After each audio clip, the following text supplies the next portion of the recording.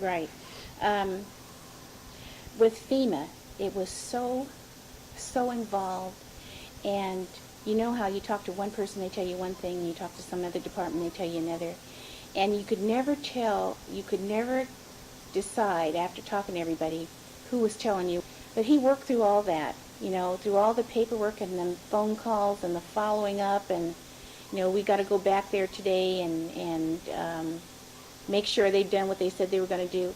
And because he was so persistent, we were among the first people who got our FEMA checks of all the fire victims, because he hung in there with it. And because he did that, our friend Ida and Percy Williams, they were having the same kind of problem. So he worked with them to help them through. So every time we got something, they got something, because we worked together. So and just like when I told you he had already made arrangements for our accommodations, he made arrangements for them. They stayed at the Marriott with us.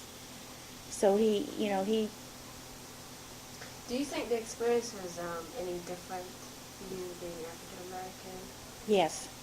So? I really do believe that some fire victims got more out of the Red Cross than we did. And FEMA.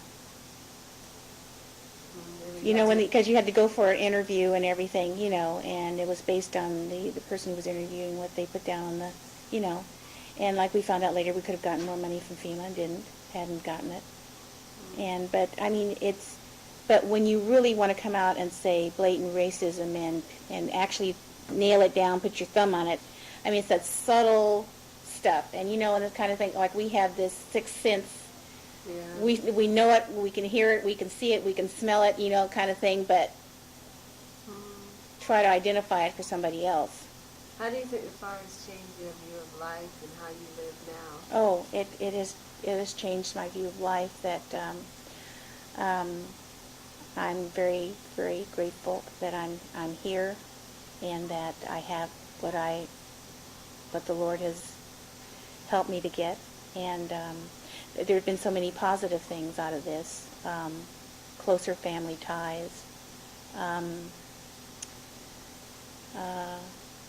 appreciation of what I have, and knowing that it's not important to have a lot of material things and to try to keep up with the Joneses kind of thing, have what they have kind of thing. I won't say friends, I'll call them acquaintances because they're really not friends, but it's like, what new have you bought? And I said, well, I haven't bought anything new. I thought you were going to get such and such I said, well, right now that's not important. It's more important for me to save money or pay the taxes or pay the insurance or whatever. It's not important to have a new bauble or some new dishes or whatever. New clothes. How do you think it has affected maybe your family, your sons or your husband? Because, of course, here it is, you were the one that was at great risk, and, you talk about your extended family and closer family ties, but what about your own family? Well, we've always been a very close family. We have always helped each other, and even though we sustained a very big loss to finances and everything, because what I had to do was here, when you work 25 years for a company, you work to build your retirement plan, you work to build your stock with the company so you can have something to retire on. Well, I had to go into that in order to make myself whole again, to get to put a roof over our heads. But even sustaining that big loss and having to go really into my savings, I've depleted it. But I've been able to help my children, my other two sons. Since we've moved out here, my youngest son has bought a house around the corner from us. He's just around the corner. That's good. And then I have a son who lives in Rodeo, which is just on the other side. When you come up Canterbury, if you turn left instead of coming up Canterbury, it's Rodeo on the other side. He lives on the other side. So we helped them with a down payment for their house. So it's been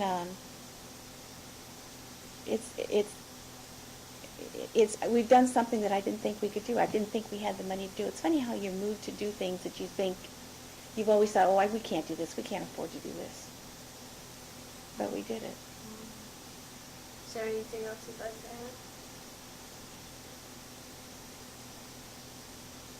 add? Yeah. As I said before, material things are not important. Family and friends are.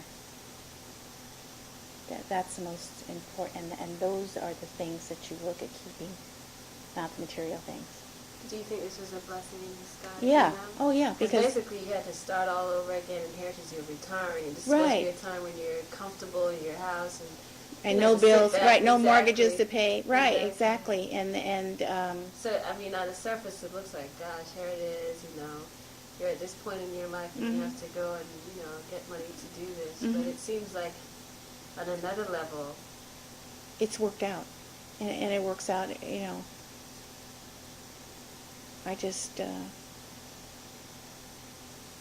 thank the Lord that I can I just thank Him for the blessings every day, because every day I am blessed.